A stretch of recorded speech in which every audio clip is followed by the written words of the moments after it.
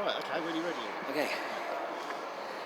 This is Ian R. Crane at day 8 at the Balcombe Blockade. You can see behind me we have the rows of police lining the gate. We've had a number of lorries come down, and the police presence surrounding the lorries is increasing every time. But also in response to the reaction of many of the people here, there's an increasing sense of frustration that the police are simply behaving as the hired thugs of the corporations. And what is very interesting is that the police that have been designated as those that are milling around the camp here and the people that have come down for the day are amiable. These are the ones that are able to hold conversations with many of the protesters, and they're actually acknowledging that they're actually looking at this for themselves. They have their own views on it, but are also locked into the world of a mortgage and other bills and everything else. And in fact, some of them have asked the question, well, what would I do if I wasn't doing this? Unfortunate, but that's the reality that we live in here. What is very apparent is that the police officers that are being used to escort the vehicles down are somewhat less amiable. And a little while ago we saw evidence. One of the police officers literally lost control, lunged at one of the protesters, grabbed them into a headlock, forced them onto the ground.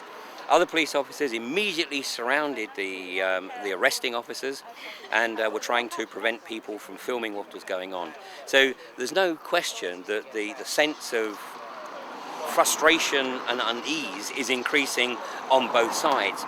Now, it has to be said that yesterday the British politicians did us a tremendous service in raising awareness of what is potentially going to be unleashed in this country. Of course, 2 days ago, Lord Howe made the observation that fracking should be restricted to the desolate northeast, which of course had the effect of really upsetting a lot of people who live in the not so desolate northeast. He then added fuel to the fire by stating yesterday that he didn't actually mean the desolate northeast, he meant the desolate northwest, which of course frustrated the hell out of people who live in the not so desolate northwest. And then Michael Fallon chipped into the equation by stating that people in the southeast need to get used to being fracked.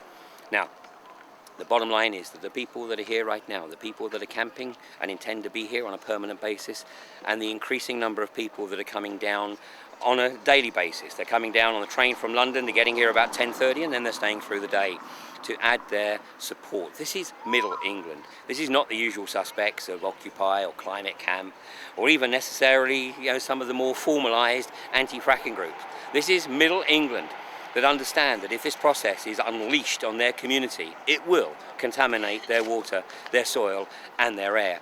And this is actually the message that many of the people here are trying to get across to the police. Many of these police officers live in Sussex.